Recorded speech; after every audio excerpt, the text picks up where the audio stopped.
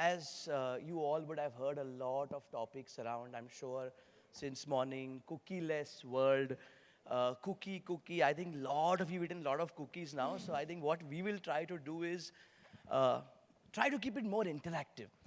Try to ask you guys questions, understand, and help you out. So I have a wonderful panelist here. So I have a panelist which is basically a complete mix. So there's one consumer product, technology, media, BFSI, and travel. I think this is a wonderful mix. So you can get knowledge around all different verticals, ask questions. But before that, I'll ask some questions, and then we'll go to you. So, Bakra, first question, right, next to me. This was planned. So our topic is to do with changing future of performance marketing, right? And see, I've been in the industry now for like 20 years, and I've seen a lot of change in performance marketing, and now we've reached a stage where the X of the change is 5X, 6X, 10X. So let me ask Nithya a question on, about her industry. How do you feel this whole change, and this change is getting implemented in the consumer product industry? So I'll pass the mic to you. Thank you. I could try without the mic, but who wants to? Any media people here? Okay. No. Okay. Okay. I think from an FMCG perspective, there are really two things that we focus on. The first is defining very sharply which part of our portfolio lends itself to performance marketing. Okay. Given that, our lowest SKU can start as low as 1 rupee and go all the way up to 1,000, 2,000 bucks, right? Very important to understand where the ROI sits. The other piece is to really widen the definition of performance marketing itself, because I think it's often used only in the context of digital. Whereas there are various kinds of performance that have existed and continue to exist, and that can be made more powerful by collaborating with digital. Let me give you an example. Door-to-door marketing is performance marketing because it leads to direct sales, right? Putting an ad on print with a QR code is performance marketing because it can lead to attributable sales, right? So identifying the right kind of performance marketing for the right kind of consumer cohort, and defining the role of performance marketing from a portfolio mix very sharply is where we think that ROI really sits as far as FMCG is concerned. Fantastic. Actually, sorry, I think you just heard a small ticket size example, 10 rupees, 20 rupees. Let me jump straight to the last corner, and you hear the 3 lakh rupee ticket size or 6 lakh rupee ticket size example. So just jump, yeah. Thanks, Brijesh. So I think being about changes in performance marketing, I think the single biggest change that I'm seeing happening at a largish level for marketers like us is that the more data that's available to the organization, especially to senior management, the more questions that are being asked of the performance of marketing. So if you think about performance marketing, it's just one part of it. But I think senior marketers are now being asked more probing questions about how is marketing really adding value, right? Because the data analytics of how the marketing rupees being spent is now so visible down to the last infinitesimal decimal that you're being able to, A, take decisions better, that's one part of it, but the questions being asked also are a lot more deep and analytic at one level. So I think that's one part that's definitely changing. I think the other thing that's going back full circle, Brijesh, to your point, and I think this is across categories. I think in some sense, though we've had enough of cookies from the last few conversations, I think that's an imminent reality, right? All marketers are thinking about how do we we've got used to the cookies, almost love the cookies right now. How do we, go onto this forced diet where you're not allowed cookies anymore? So I think my sense on this is that a lot of the classical marketing pieces on building strong brands, building communities, building loyalty, building relationships, building conversations for relationships, all those that actually built a lot of the strong services brands, especially over the last few centuries, are actually coming back. And that's good news for classical marketers like me, read old. marketers like me, because that's actually going back to what we were all taught. Yeah. So especially at the higher level of services, to your 3 lakh, 6 lakh ticket size point, I think that's really where trust, relationships, conversations, personalization, all that comes into play. And I think that's really where we are focused on, going back to that, building on the heritage. We've been in business for 140 years. Lots of data, lots of trust. We also do a lot of financial transactions, foreign exchange, lots of sensitive data as well. So how do you, I don't want to use the word leverage because it has a bit of a commercial negative twist to it, but build on that data to actually build on the trust that customers have already invested. Very good. So, Shashank, to you, I think, a product which you feel is like we have two parts, right? We have Bharat and we have India, right? And I think some of your services also attract Bharat, not just India. So what's the change that you see, or how do you see it? So just breaking down, so I'll tell you the digital side of things. Performance marketing at a heart is creative, optimization, and analytics.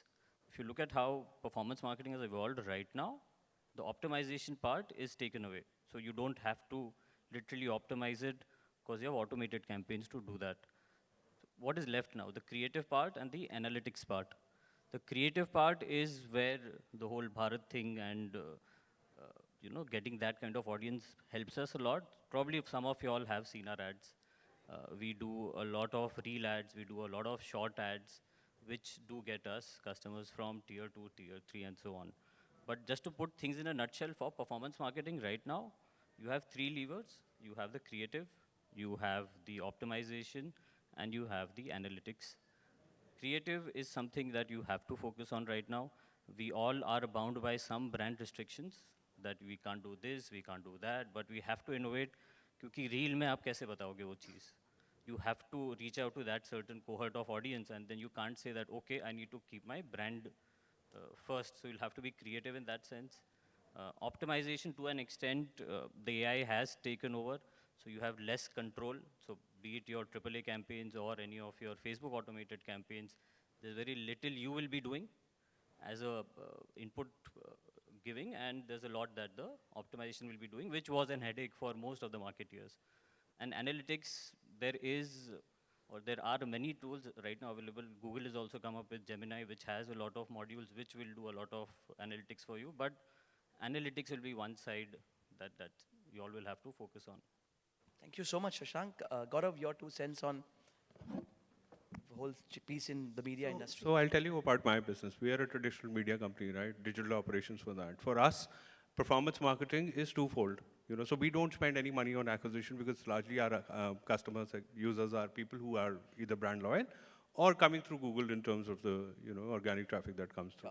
So for us, performance marketing becomes how do I retain, how do I engage, and how do I increase my time spent on them, right? So that's one part. Part 2 of the performance business is because we are a media company and advertising becomes our bread and butter, right? So how do I optimize on that advertising? So both of them, that's what we do, so there are a lot of things that happen. I think since morning, we've been talking about AI ML, so there's a large use of AI ML which is happening on the both fronts, in terms of driving engagement and also towards driving engagement on the ads. We are giving better CTRs, driving the ROI, both of that, right? So that's what we do. Abraham just told about, the cookie-less piece which is going to happen. So that's something that we are, trying to, figure our way out. DPDPA, the Data Protection Act, which is going to come in, again, is going to be very, very important in the, performance marketing side. Largely, we've, all of this ecosystem has been dependent on the third-party cookies. Now, with them being phased out very, very soon, it's going to be interesting. How do we, how do we flip? How do we continue what we were doing? Or how do we do better on the performance advertising bit, right? So all of these are the questions that we've been trying to answer and also working very, very hard. There's a lot of work which is happening on our side, but the results are yet to come. Or a lot of experiments have happened, So this year is kind of be, a lot of firsts in the sense where we do things the non-traditional way. Correct. Sure. Your 2 cents, Vasundhara, on the whole piece, how a tech company, would do. Yeah, I think for us, I mean, as InMobi, we sit, on the other side, right, for a lot of the industries that we talked about. So performance marketing for us, I mean, the definition itself, we are first very mobile app out, right, which is focused on delivering performance marketing for app marketeers.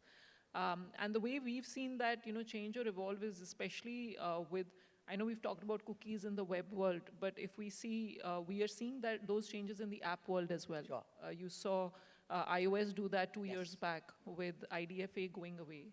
And after cookies, the expectation is that, Google Play IDs may also go away. Is there a Googler here in the room? Can you tell us if it's happening or not happening? Like, so get an answer. So I think that introduces newer challenges as a tech platform for us, right? That how do you actually do everything around performance marketing with an identity-less future? Correct. Right? On one side, and you have user privacy, which is coming in a big way from a consumer lens. Sure. So I think those are things which are changing, at least from a tech platform lens. Yeah, in the app world, I think as India did not get much affected because we just 3% or 3.5% market share in iOS. But US definitely saw a big hit, UK saw, GCC saw, because they were like 50, 60, 70% share of iOS. Maybe, yes, you're right. Once it happens on the app front, then we will see something there, for sure. So what about, maybe anyone can answer, what about usage of these tech, AI, ML, all these things in the campaigns? How do you see it? How do you see, how much dependency do you see on them? And what are your views on, what should one do, whether be completely dependent on it or not? Like, when we got the topic, what the first thing I did was I went to ChatGPT and asked 10 questions, what I can ask them. But we are asking questions what human discussed. We actually discarded all the ChatGPT questions, right? So something like that. So what do you see like this in your industry? Anyone can start? Abraham, you want to start? So actually, we're starting to see the first evidence of this happening in real customer conversations where we're having some customers come to us with AI-generated itineraries saying, okay, 10 days in Spain, this is what you should do. And they're coming to us saying, hey, listen, it's already done, now just price it for me. So interesting, with all respect to all the AI and what it's done so far, I'm sure it'll get better. A lot of it is logistically impractical, in many cases undoable also. But it's hard to tell customers this because they fundamentally think that the AI is right already, right? So you have to manage this conversation well to say that, hey, if you were to do this, it'll cost you actually 5 times more than it actually should. You can do all this, but we're going to change the route, we're going to change the order. We'll get almost all of it covered, but it'll cost you 1/5 of what it'll cost if you do it the way the AI has. So it's interesting how this blind trust almost in what faceless, nameless algorithm is throwing up at you, challenging, let's say, the trust of a 143-year-old domain expert in the business. Now, at one level, that's evidence of how strong this technology and what it can do for humans represents in the future.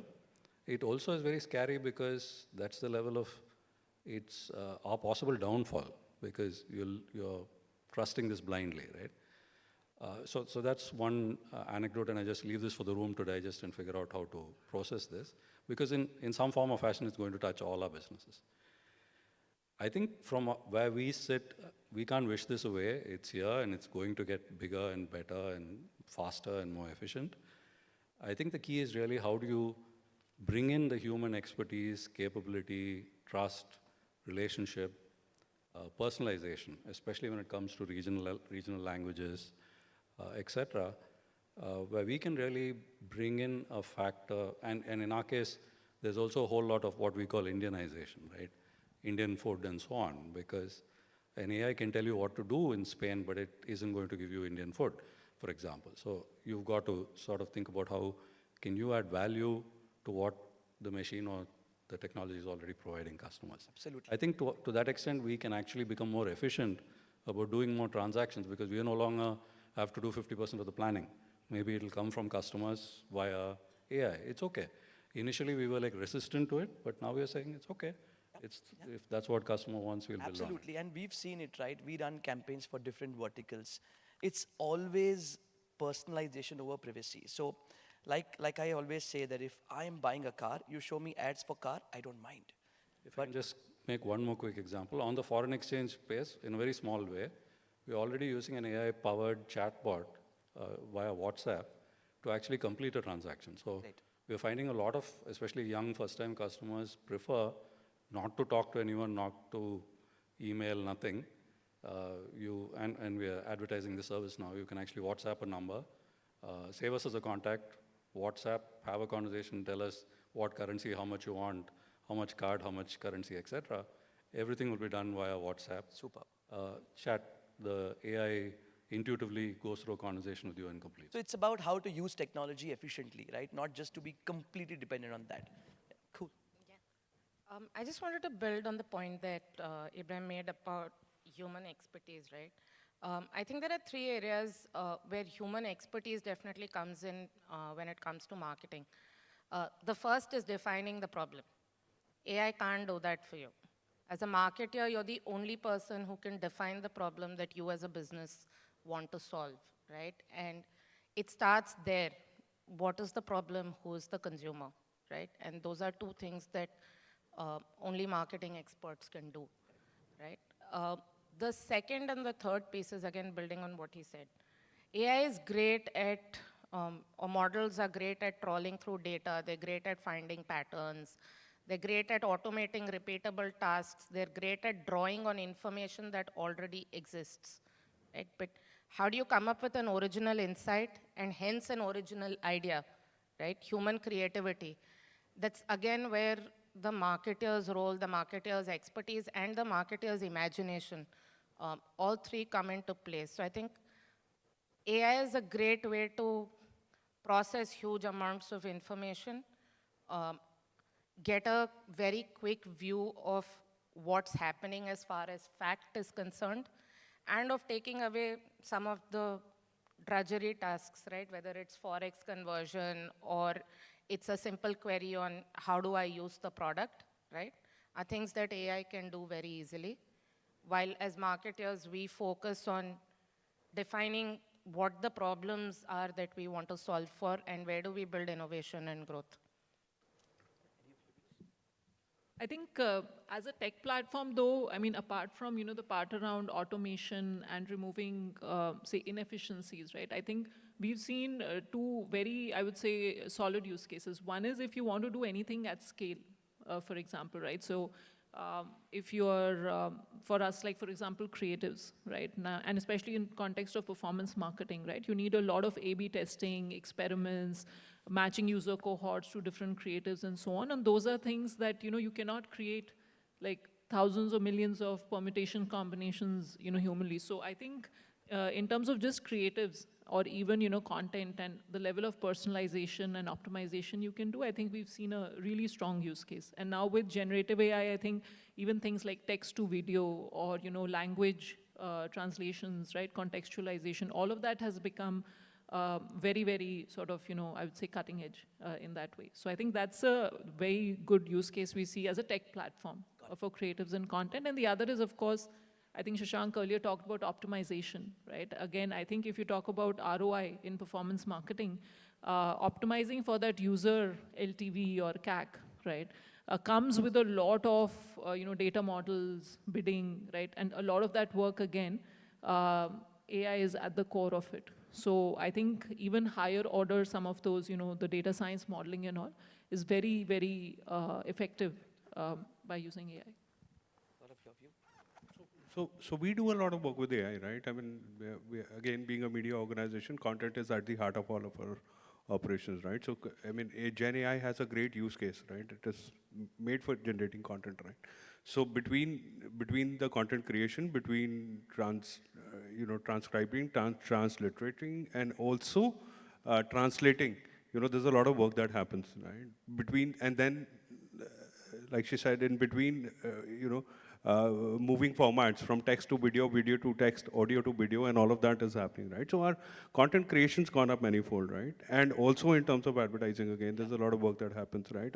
But all of this, again, there has to be a check with the human Absolutely. interface. It's not happening on its own, right? You will trust AI trust the AI to generate the content, but somebody has to, proofread it in the sense, is it making sense? There's nothing derogatory. Factually, it is right. So all of that happens. So our efficiency is improved, but there's at the heart of the operation, still there are people and people who are upskilling themselves on how to use the tools better.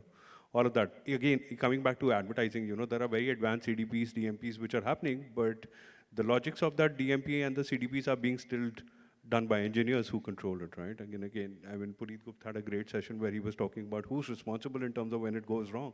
Yes. So there is a very strong element, there's a very strong people interface that has to be built along with AI, and there has to be a check and there has to be boundary, like Puneet, one of the sessions before that we talked about. So it's great to work, improve your efficiencies, but at the same time have a very strong check until and unless the tech really evolves itself in the sense where you're 100% sure. Shashank, your views? So one way of understanding the AI right now is very simply, we all have been driving, right? Let's go back to a manual stick drive when you had to do all the work, which is again optimizing on yourself, creating your own ad copies, and doing your own data analysis on it. Let's come back to a automatic, which came in between. It took one thing away from you. That didn't mean it replaced you. You're still driving. You still have to ensure there's safety. Now we have come to a driverless kind of an automation, ADAS 2, ADAS 3 level kind of a era. You are still driving. Ideally, you have seen videos, people sleeping in the car. That's not what you should be doing, and that's not what a marketer should be doing too. Your job is to ensure that you reach your destination safely, and you have to keep an eye on what's happening around you, because the AI will fail at some point. Can you deny or can you fight AI? Absolutely not. You have to embrace it. You have to learn with it. You have seen Sora by OpenAI very recently that's come. That will, if you invest in it or whenever it's out for enterprise use, it is going to reduce your cost of making an TVC.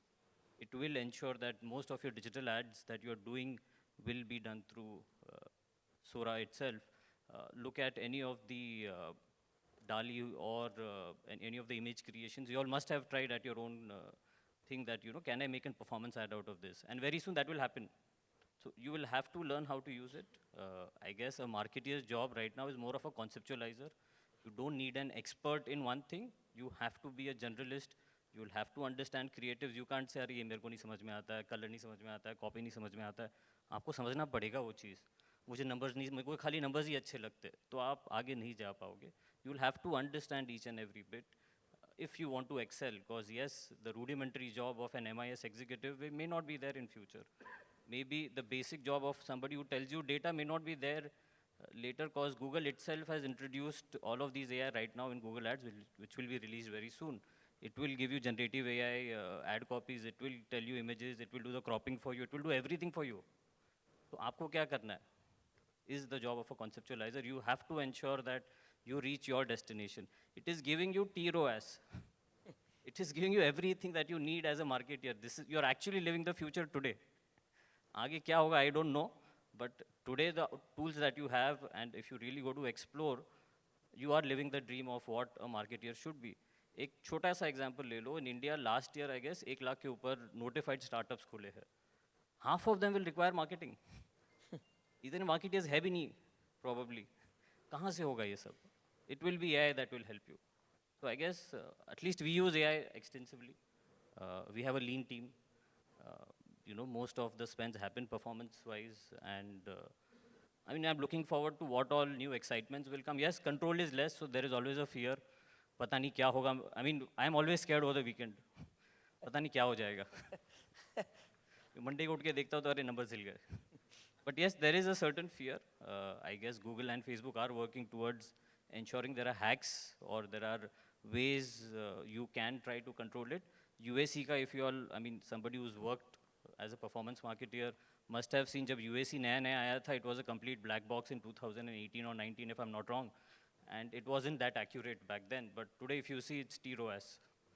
And it is working. It's working for most of us who's ready to take the plunge there. So I guess to answer your question, AI is necessary. It is a companion. It has drawbacks. You are the conceptualizer. You have to ensure that it reaches its destination.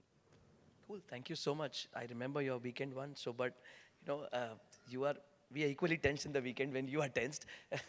But yeah, coming back, I think just want to keep it more interactive. I do have some questions to ask, but before I ask, I want to give audience a chance. Do you want to ask this panel any question? It's multi-talented, travel vertical, all verticals. Anybody wants to ask before I ask? क्या हुआ? कोई नहीं. I thought there'll be many questions. Yeah, somebody there. Hi. See, apart from asking CPCs, CPLs, TCPQs, you can ask anything else. Am I audible? Yeah. Yes. So my question kind of overlaps with the previous session as well. Now, I want to know what the future holds for marketeers in a cookieless world. Now, Thank you. That was my third question. yeah. So Google/YouTube is part of many brands' brand campaign strategy. They have, captured a lot of data with help of third-party cookies. Now, as third-party cookies are going to get prohibited, right, and Google signals are going to give limited amount of data, how do you think a brand can actually target the right set of users? And obviously, first-party data is there, but apart from that, don't you think the reach is going to be constrained? And what does the future hold for us? Anybody wants to take it? Why don't you start? I'll start. We'll all add. Okay. So see, I think cookieless world, yes, we've been hearing it for a couple of years now, and a lot of things in marketing would change. But what Google, Facebook, others have already done is they've also given you the base work to start doing it now, so that the cookieless world, when it comes in, you would still have some data to take it to the next level. For example, we have ADH, which is Ad Data Hub. I understand it is purely a Google product, and it'll only do a lot of things for you for Google. But I think we are in a world where, we have only Google, Facebook, Amazon, where we spend Google, Meta, and Amazon, where we spend maximum of our money. So it takes care of some part, and if we start doing the base work now, you would definitely start seeing lot of data in the cookieless world too, what you actually are not able to see even now. So that's my view, but others can add. I agree with you on that case. It's going to be a cookie-less world, not a data-less world. You still have enough data to play around with. Even now, when you're doing any kind of app marketing, Meta is not giving you the user-level data. It will send unattributed or unidentified. You will have to live or come to terms that you'll get an aggregated view at times. You are not going to identify the user. You'll not be able to remarket the way you want, or you won't get that customization. These tools will have a certain way to, they'll dictate a certain way of doing it, and you'll have to follow it, and yes, have your first-party data in that case.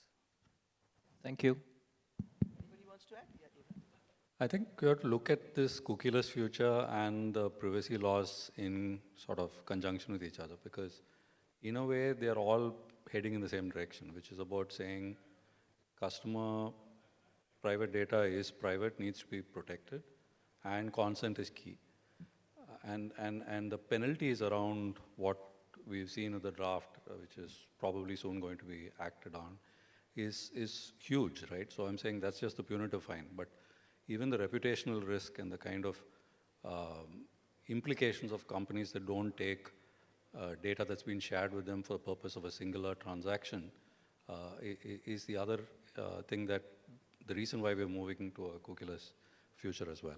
So I think one thing is definitely this whole classical marketing thing about trust and not misusing that trust in the data that's been given. So I think there is, in a way, a big opportunity because you're pretty much rebuilding data sets for brands and for marketers. So I think it, in a way, almost expands the opportunity for marketers because this is marketing V2 or V3 or whatever you want to call it. One. And the rules pretty much say that you have to get consent for each transaction. So just because in our category, for example, I do a holiday this year, I can't use the same data, next year. I have to seek his or her consent again. So in a way, that's it's a new rule for the new game, and we'll all have to learn to play. The other thing I think is an opportunity is the whole alliances opportunity of complementary, not competitive brands in different categories coming together to be able to co-promote or cross-pollinate products and services. Because I think that's, the coming together of forces that's outside of Google or any one of those people who anyway take a lot of money from us. God bless them, they've built the models for it. But I think that's an opportunity for some of us to keep that market or margins to ourselves. From a publishing point of view, do you want to add anything?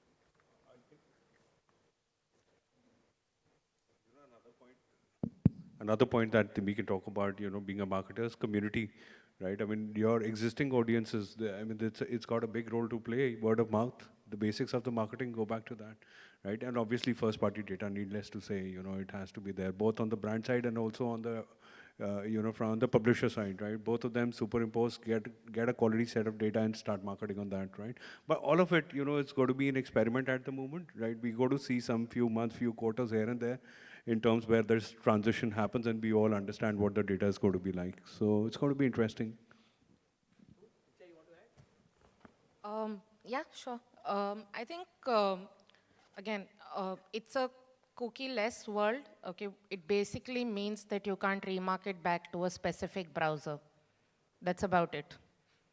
I mean, that's the only problem there is, right? You still, depending on how well you know your consumer, right, you still have a first-party data. If you know your consumer on a one-to-one basis, you have a one-is-to-one relationship with them, either through a DTC or because you engage in a product or a service that requires a longer term of engagement, like auto or technology products and so on and so forth, or travel, right? So that's one world of knowing your consumer, which is through one-is-to-one relationships. And the other, and I'm starting to feel like a broken record, but is back to marketing 101.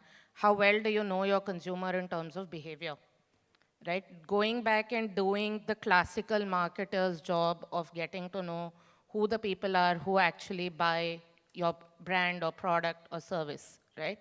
And if you know those things, you can still very much continue to market to them, to target them, to build on those signals, right? Because you're still going to get signals in the aggregate. It's just you're not going to know which specific browser you're sending the ad to. So I think it's important to contextualize the problem itself. Oh, great. Thank you so much. You want to add? Are you? Yeah. I think the question was, I think brand marketing, in fact, will be less impacted because in brand marketing, there's still an ability to, like, Nithya said, to target at an aggregate, right? And at a cohort level. I think performance marketing, because there's a lot of, attribution which depends on, specific identifiers, is where it will get trickier. And, maybe we've seen some of those lessons transpire again from the iOS world, that it gets really tough in performance marketing. So I think cookies actually may, I think we'll survive. Brand marketing will survive. For sure. I think brand marketing is one, but with the help of the technologies that we spoke about, you can actually now talk brand for performance. You can actually see that, if you set up your account correctly, you can actually see you spent money on a particular platform. Did that person come and buy? So I think it's actually, you're right, it's not a cookie-less, it's data-less, it's not a data-less world, it's just a cookie-less world. So in fact, if you set up things correctly, you will see more and more data. And that's what I think we need to aim towards. Yeah, anybody has any other question before I ask? Oh, fantastic. We are bang on time. Hi, I'm Sahil. This question is to the entire panel. I think we spoke about performance marketing right now on the digital platforms, right? Like Meta and Instagram and other platforms. What's your view on marketing in the metaverse? Now you see a lot of brands are coming up with their own NFTs and their own products. What's your view on how marketers will adopt in the next coming 10 years to spend money on the metaverse, and how quickly it will be adopted? Anybody wants to answer? Any view? You want to build some travel package in metaverse so that I can go and see? Anybody? I'll honestly confess, the category we are in, we want to sell the real world. The last thing I want to do is sell you the metaverse, because nothing beats travel in the real world, meeting real people and real experiences. You want to build some products in metaverse? I shudder to meet the person who's only showering in the metaverse. Yeah. Don't want to meet you, don't want to know you. Thank you very much. Yeah, but you are right. I think the panel. Yeah, sorry, you want. And I think AI has replaced the buzzword which used to be 2 years. Metaverse used to be the buzzword 2 years back. I think AI has come and taken It's over. GPT now. Some GPT. GPT, some GPT. The stock market does not exist in metaverse. Even if I want to sell it there, if there is So, people ready so to maybe, buy. I think the panel right now here are from products as such, where I don't metaverse exist. I think if you had somebody from gaming or somebody from a cryptocurrency or NFT, these type of platforms, I think they would be in a better stage to answer that. I don't think this panel is interested in anything in metaverse. You want to build? Just to add to what you're saying, right? Absolutely. I mean, we're all probably coming from worlds where we want to sell real world things to real world people. But that joke apart, which, I think it's also because the hardware, the infrastructure around it hasn't evolved enough for us to be able to do it at scale, efficiently in any way that's meaningful to create a consumer experience. Uh, could you hypothetically create a simulation of one of our products in the metaverse? Sure, I think some chocolate brands did that a year and a half ago. Bunch of them jumped on that bandwagon, in fact. But it doesn't really move business at scale at this point because not enough people are on the metaverse. Put 1.4 billion people on the metaverse, I'm sure all of us will find a way to market on the metaverse. I promise you that. Thank you. Thank you. Thank you for the question. I think time's up. Is there any other question I need to take from here? Or anyone has a question before? Oh, perfect. The final question. Yeah, thank you.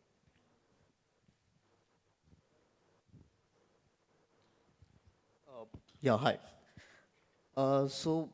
We all talked about the upgraded version of UAC, and we have reached to TROAS, where we talk about return on ad spend and all those stuffs. But being a performance marketer, what options do we have? There are only two tech giants have made or to reach to a level where they are just acquiring or to sort of capturing the 90% of the overall spends, supposedly Google and Facebook. Being a performance marketer, do you all think that do we have enough options or to cater the audience or to acquire the new audiences from other sources? Because at times we find really difficult to look away from Google and Facebook.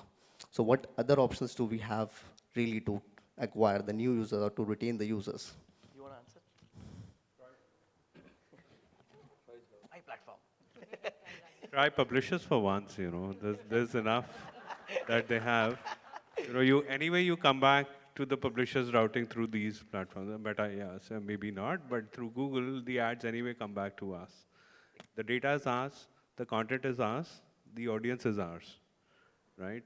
And okay, so we might not have as many cohorts as Google will give you, a Google Ad Manager will give you to target, but there is enough to keep the ROI coming in, I can tell you this. And we've evolved, publisher work on a very extended technology where there has been a very definite focus for the last 3 to 4 years in terms of driving the values on the ad spends that are happening. Suddenly तूने अंदर का salesman जगा दिया यार, मतलब it's a panelist यार.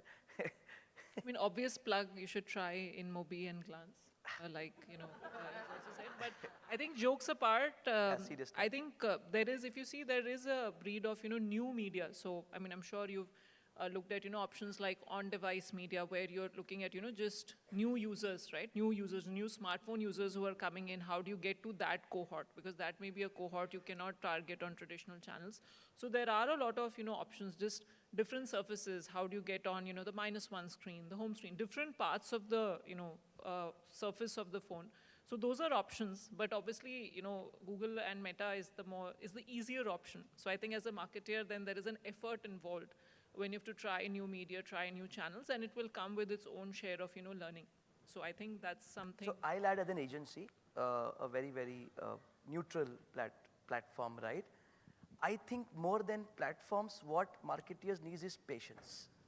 There are multiple platforms available, but the problem is when a Meta guy or a Googler guy says, "Sir, ये campaign learning में जा रहा है, 15 दिन भूल जाओ," the market is able to forget. But as soon as the publisher says that ये campaign 15 दिन learn करेगा, we have no patience.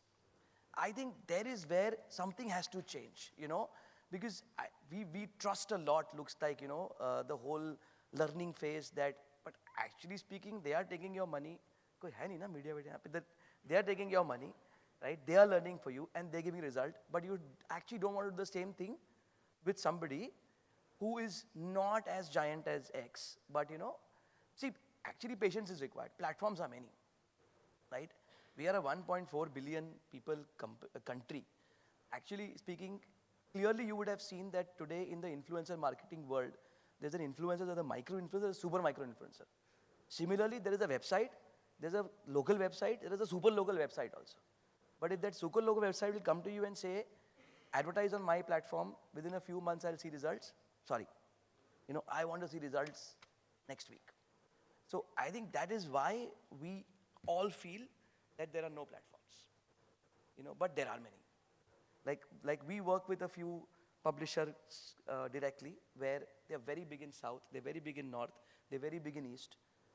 But we still want to actually go and buy them through the platform. So I personally feel patience than the product. Yeah. Thank you so much, guys. I think we are done.